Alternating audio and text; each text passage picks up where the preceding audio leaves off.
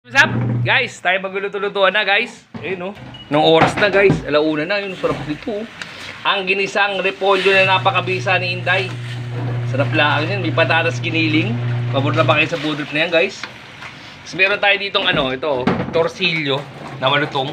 Bakayan torsilyo guys. Sarap niyan guys. Sarap. Match na match yan guys. Meron tayo ditong itlog na maalat, kamatis, sibuyas. Oh, kabisolong yun guys. Siyempre, hindi mawawala ang ating pambalanse na papaya. Pakabisa guys. So, tayo mag-deliver muna guys, ulit. Ayun oh. Oh. Tsaka ito. Guys, habang guluto si Inday, tayo mag-deliver muna guys. So, medyo maganda-ganda ang datingan natin ngayong araw na to. Kaninang umaga, nakapag-deliver na tayo ng 1,000. So, guys, meron uling ano, oh. Meron uling umorder, oh. Isang 1,000 ulit, tsaka isang 700.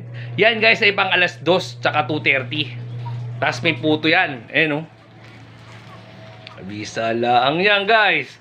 So, ako mag-deliver ito. Puro puto itong nandito sa ibabaw niyan, guys. Tsaka yun nandun.